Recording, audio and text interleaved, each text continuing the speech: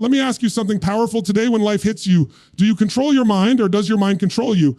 We live in a world of chaos, distractions, and nonstop pressure. But the truth is this: chaos doesn't destroy you. Your reaction to chaos does. And here's the secret they don't teach in school: your mind is a tool. And like any tool, if you don't train it, if you don't master it, it will master you. You don't get a calm mind by accident. You build it, you sculpt it. You condition it daily. Let's begin with a foundational truth that most people ignore: your mind is a muscle. Not literally, of course, but in the way it functions, it behaves very much like one. And just like any muscle in your body, if you want it to grow, to become stronger, more resilient, and more capable of handling pressure, you have to train it, not once, not sometimes, every single day. We live in a world that prioritizes physical fitness. We understand the importance of lifting weights, of staying active, of eating well to nourish the body. We talk about core strength, flexibility, stamina, and endurance. But ask someone what they do to train their mind, you'll likely get a blank stare or a vague mention of trying not to stress too much.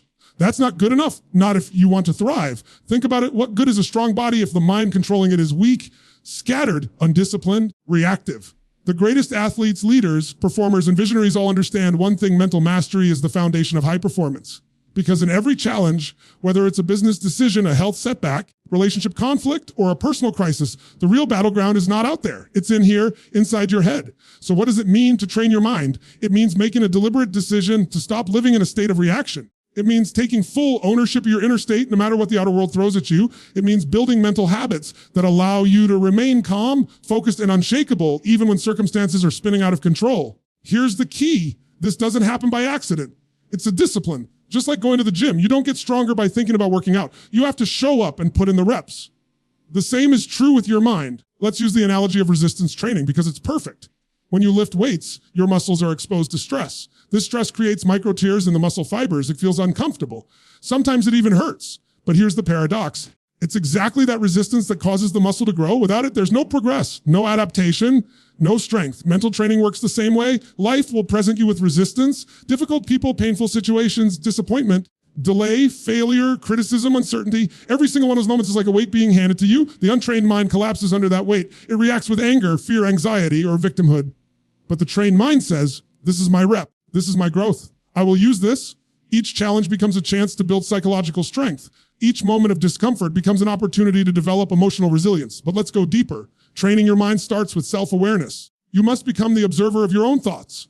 Most people live like they're being dragged around by their emotions, up 1 minute, down the next, because they've never stopped to observe the patterns running through their head. Something goes wrong, ask yourself, what is the story I'm telling myself right now? Is it empowering me or weakening me? Is this thought helping me respond with purpose or making me react with panic? Awareness is the first rep, and like all training, it gets easier with repetition. Next comes focus. The mind, like any muscle, will default to the path of least resistance. That means worry, distraction, negativity, comparison. If you don't deliberately guide your attention, we'll do it for you and not in your favor. Mental focus is a skill. It requires practice. Spend 5 minutes each morning focusing your mind on gratitude, clarity, or intention. Visualize how you want to respond to the challenges of the day. Train your mind to start the day on offense, not defense. Then there's mental recovery, just like with your physical muscles. A mind that's constantly on high alert will burn out. That's why tools like meditation, breathwork, stillness, and reflection are so powerful. They don't just calm the nervous system. They sharpen your ability to stay present, to stay centered. They reset your internal compass so you're not pulled in 1,000 directions. But here's something people overlook: training your mind is not just about handling stress. It's about conditioning your mental state before the stress shows up. You don't wait for the building to be on fire to install a fire extinguisher.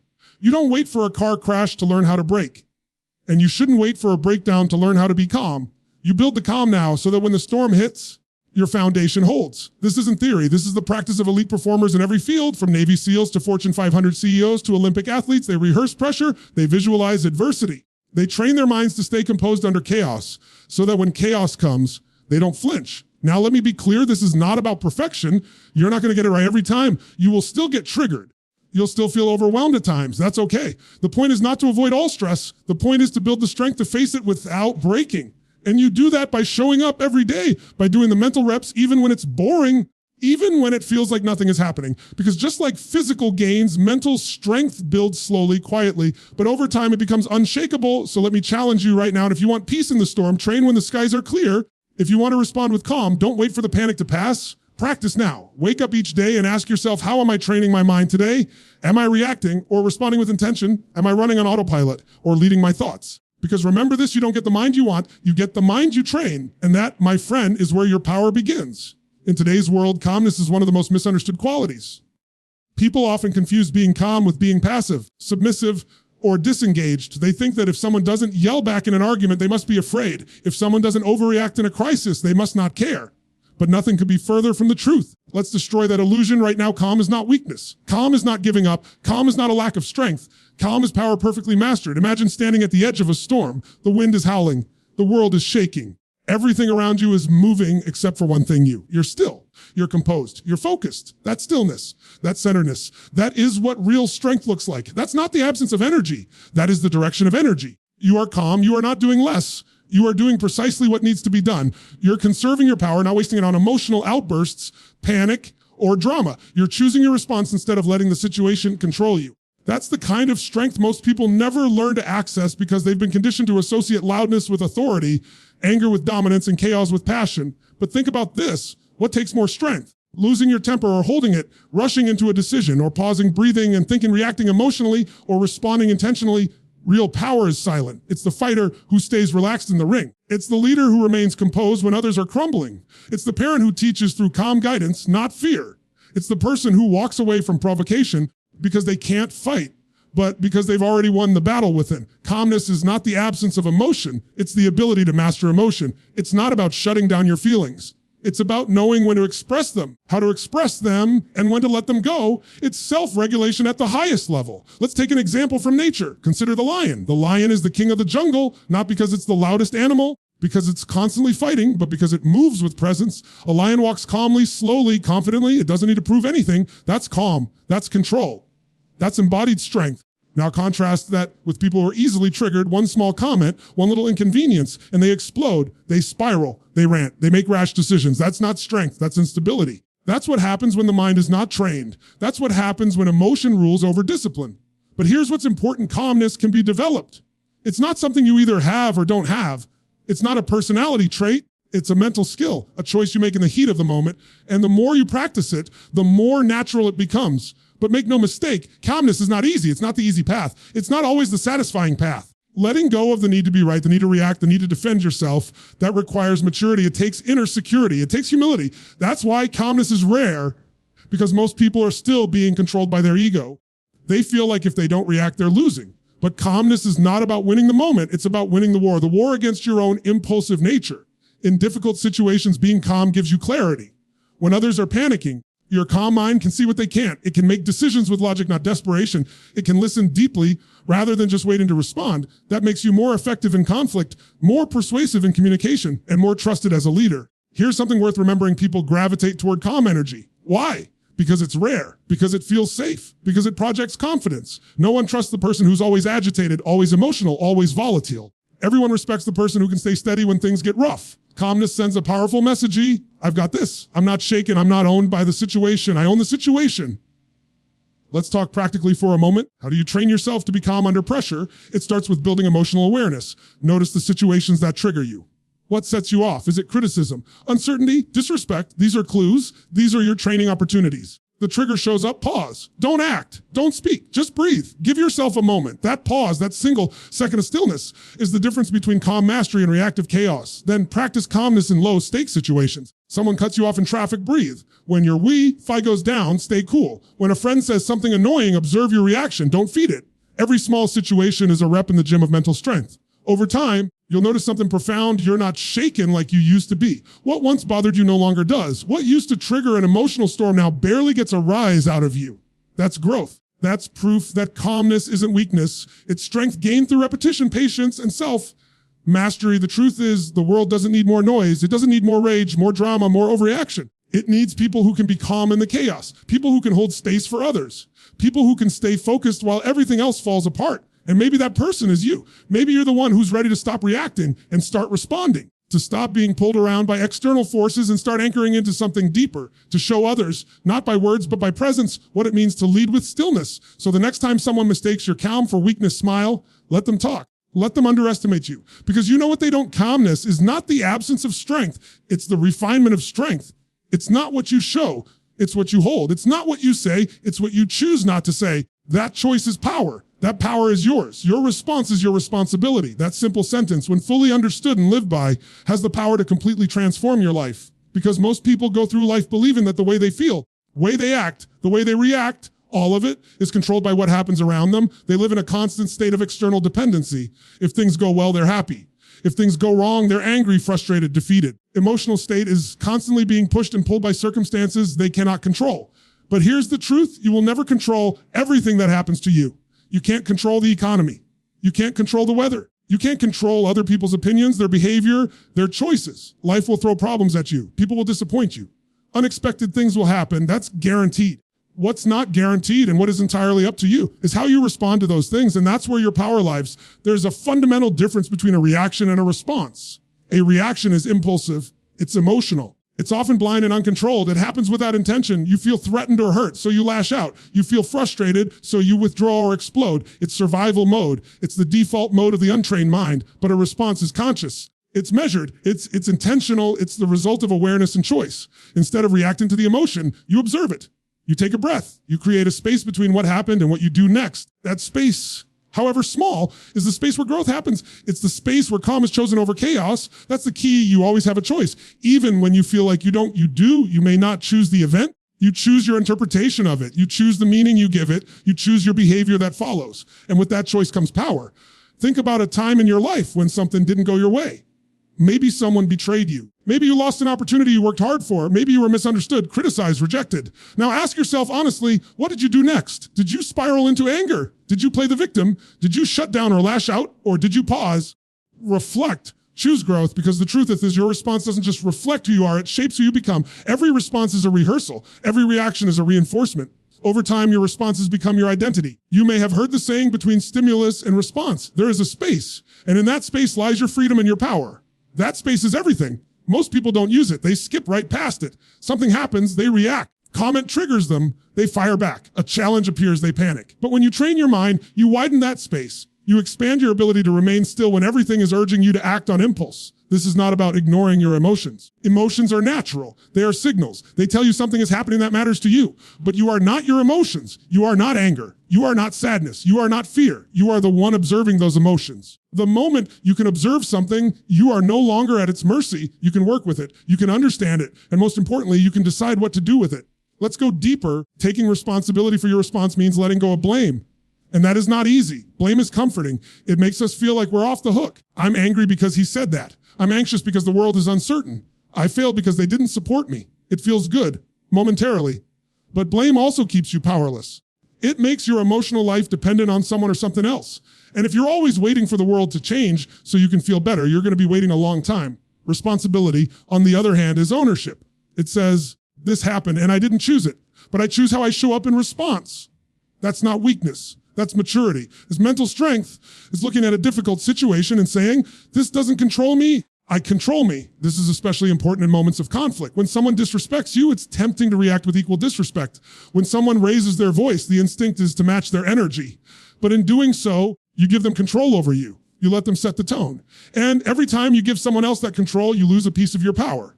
But when you stay calm, when you respond, instead of react, you send a message, not just to them, but to yourself. I am not governed by other people. I lead myself. Think about leaders you admire. Are they the ones who crumble under pressure? Are they the ones who react emotionally every time something goes wrong? No.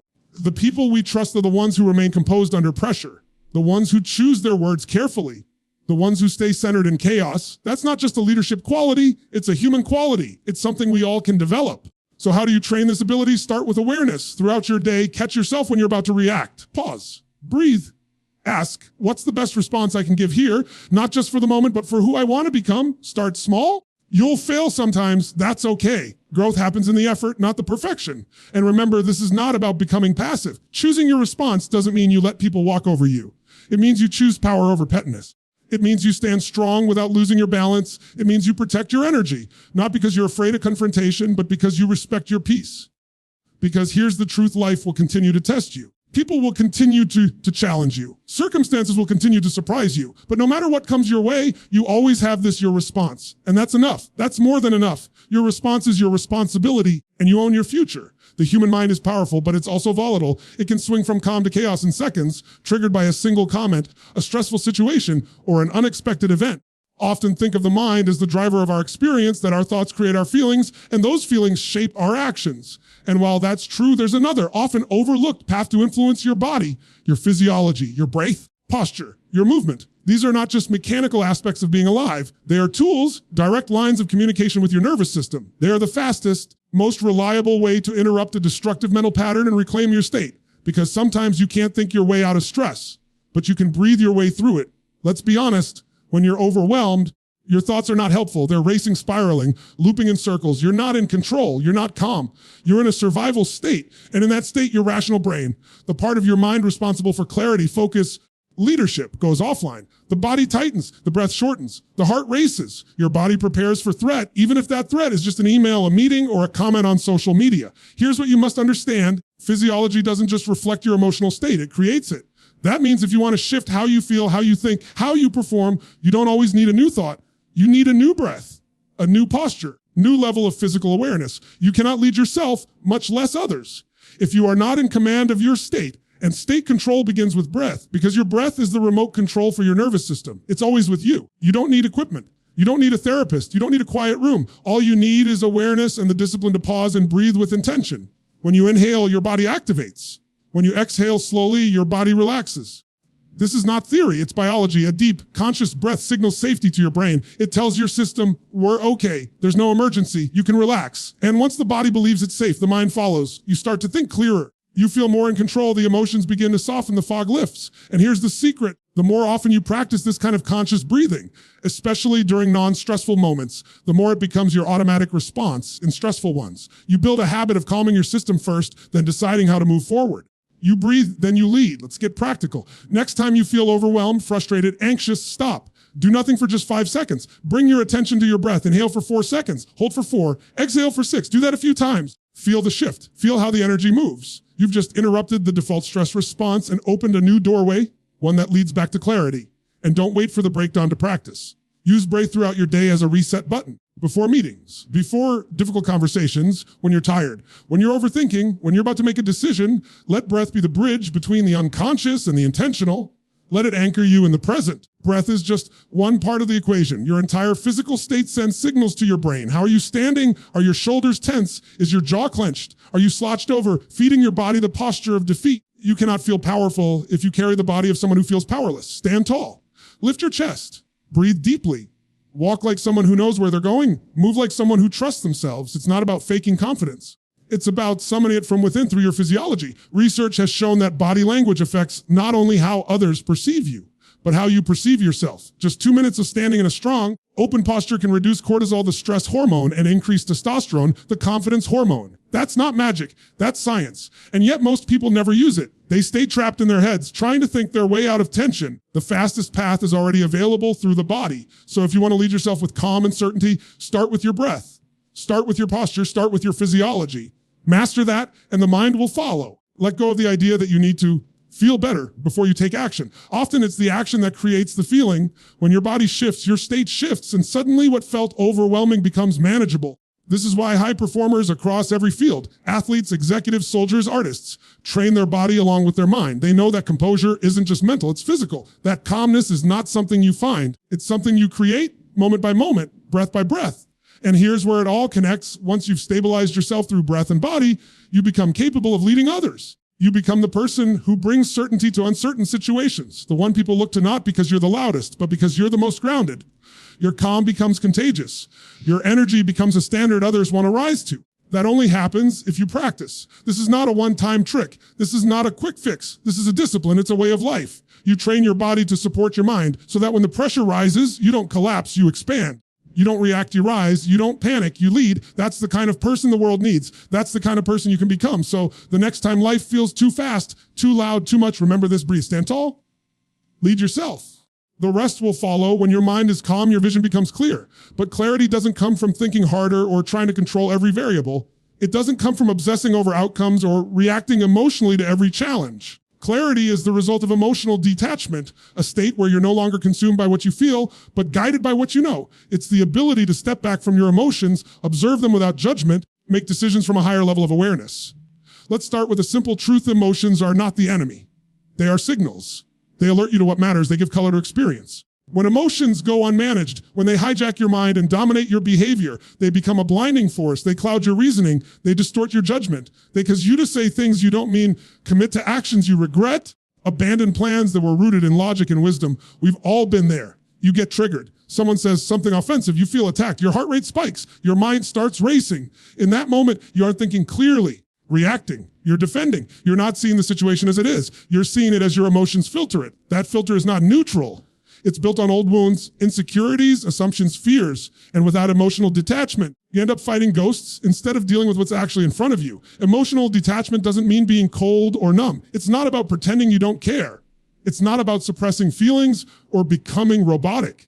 It's about separating your feelings from your decisions. It's about creating space between the emotion and the action so that your choices are intentional, not impulsive. It's about recognizing that your emotions are real. They are not always reliable. They are not facts. They are not final. They are just one piece of the puzzle.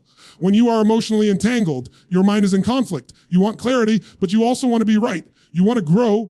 You don't want to be uncomfortable. You want to move forward, but you're holding on to something that's already over. This inner tug of war creates tension, confusion, and indecision. You feel stuck not because you don't know what to do, but because your emotions are pulling you in different directions. Clarity, on the other hand, comes when you observe that tension instead of being consumed by it. It comes when you say, I feel angry, but I'm not going to act from anger. It comes when you say, this hurts, but I will not let pain define my path.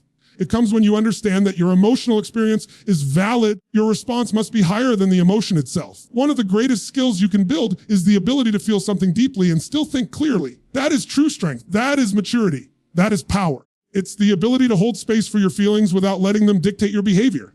To allow emotion to rise and fall without letting it crash into your decision making. That doesn't come naturally. It comes through training, through practice, self-reflection. Start by watching your emotional patterns. What sets you off? What kinds of situations pull you into drama, overreaction, or confusion? Is it criticism? Is it feeling misunderstood? Is it rejection or uncertainty? These are the moments where emotional detachment is most needed. When the storm of feeling begins to rise, that's your cue. Not to fight it, not to run from it, but to observe it. Breathe into it, let it pass through you. Don't grab it, don't build a story around it, let it be, because when you are calm inside, your perception sharpens. You begin to see what's real instead of what's imagined.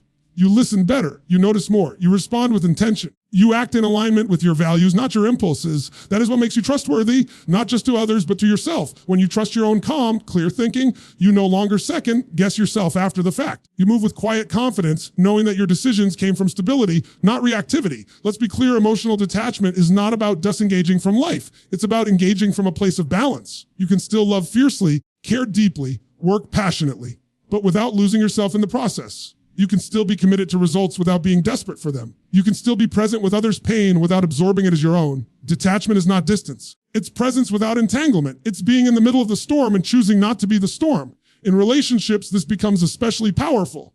When you're emotionally detached, you listen without needing to defend. You hear what's being said without filtering it through your insecurities. You give people the space to be themselves without trying to control them. And most importantly, you stop taking everything personally. You understand that most of what people say or do is a reflection of their inner world, not yours. In leadership, emotional detachment is what allows you to stay composed under pressure. While others panic, you stay grounded. While others lash out, you stay centered. You make better decisions because you're not driven by fear, ego, or emotional volatility. You create a culture of trust because people sense that you're operating from wisdom, not reaction.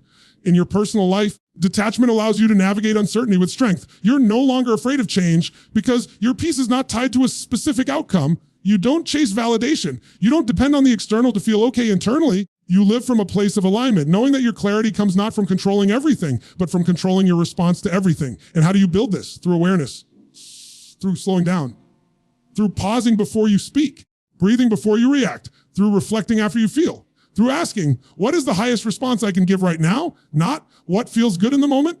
Over time, you rewire your habits. Your nervous system learns that it is safe to stay calm. Your mind becomes your ally, not your battlefield. So when you're lost in confusion, remember this, don't try to figure everything out from a place of emotional overwhelm. Step back, detach. The body, still the mind. Then look again. The answer was probably there all along. You just couldn't see it through the noise. Detach, not to disconnect, but to see clearly. Detach, not to escape, but to lead yourself back to what matters.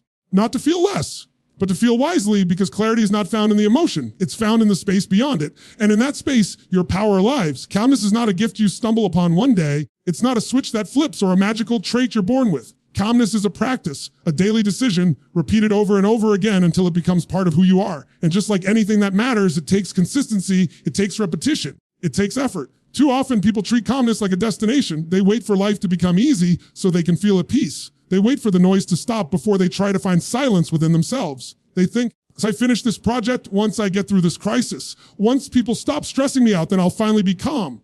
But life doesn't work like that. Life doesn't wait. Life will always present you with reasons to be anxious, to be reactive, to be overwhelmed. If your calm depends on your environment being calm, you'll rarely experience it. But if your calm comes from the inside, if it's something you've cultivated deliberately, then it stays with you even when the world around you is on fire. That's why calmness must be practiced daily, not just when you feel like you need it. Think of it like brushing your teeth. You don't wait for your teeth to rot before you decide to clean them. You do it every day, knowing that the cumulative effect is what protects you. Calmness is the same. You don't wait for the breakdown to practice peace. You practice peace so that the breakdown doesn't own you when it comes. It's not glamorous. It's not loud. It's quiet work. Inner work, the kind no one sees. Waking up a little earlier to sit in silence for 10 minutes. Taking slow, intentional breaths when you're stuck in traffic. Writing down your thoughts at the end of the day so they don't keep circling your mind. Noticing your emotional triggers before they explode into reactions. Catching yourself when your shoulders rise with tension and letting them drop. These small acts seem insignificant. They don't get attention. But over time, they change everything. They create a baseline of stillness. And that baseline becomes your emotional home. So even when life pushes you, even when stress shows up, even when the unexpected knocks on your door, you return to that foundation. But here's the challenge. This kind of discipline is easy to dismiss because we're wired for short-term payoff. We want the quick solution, the immediate fix. That's why people scroll endlessly, drink, overeat, binge watch, distract themselves. Not because they don't want peace, but because the path to it feels slow while the escape from discomfort feels fast. But here's the truth. Quick relief is not the same as deep calm. One numbs the symptoms. The other addresses the root. Building calm is like planting a tree. You don't see results right away. You water it, you nurture it, and for a while it seems like nothing's happening. Roots are forming beneath the surface. Strength is building out of sight. And one day that tree becomes shade, stability, shelter. Not just for you, but for others as well. That's what happens when you make calmness a daily practice. You don't just benefit yourself, you become the calm in other people's storm. Your presence brings down the temperature in a room. Your energy leads without force. Your steadiness makes others feel safe. That can only happen if you build it from within, patiently, quietly, consistently. And let's be real, there will be days when you fall out of that state. Days when life hits you hard. Days when you forget to pause, to breathe, to reflect. That doesn't mean you failed. It means you're human. The point of a daily practice isn't perfection, it's return. It's not about never getting shaken. It's about always finding your way back to center. You find your way back by recommitting each day, not once a year, not when things are easy every day, especially when it's hard, because that's when the practice matters most. It's easy to be calm on vacation when there are no deadlines, no traffic, emails to reply to. But the real test and the real reward is being calm in the middle of real life, when your phone won't stop ringing, when someone cuts you off, when plans fall through, when someone disappoints you. That's when the practice shows. That's when the work pays off. And the beautiful thing is, you don't need to overhaul your life to start. You don't need a monastery. You don't need a retreat. You don't need to be perfect. You just need to begin. Start with 5 minutes. Start with one breath. Start with one moment of awareness in your day when you choose peace instead of reaction. Over time, these moments will stack. Your nervous system will begin to trust stillness. Your brain will rewire itself toward clarity. You'll find that situations that once rattled you no longer hold the same power. You'll pause before speaking, breathe before judging, observe before acting. And that's not because life got easier. It's because you got stronger mentally, emotionally, energetically. And strength doesn't mean hardness. It means resilience, flexibility, the ability to stay soft and grounded in a world that wants to harden you. That's the result of daily practice. Just learning calm, but becoming it. So let go of the idea that calmness is something you find out there. It's not a destination. It's a skill, a craft, a path you walk every single day, regardless of how the world moves around you. Because the truth is, you don't need the world to slow down. You just need to stop letting it speed you up. You don't need everyone to agree with you. You just need to agree with yourself. You don't need perfect conditions. You just need one choice. Repeated, practiced, lived. So start the practice. Stay with it, keep coming back to it. Because in the long run, it won't be the chaos that shapes you. It'll be the calm you chose in the middle of it.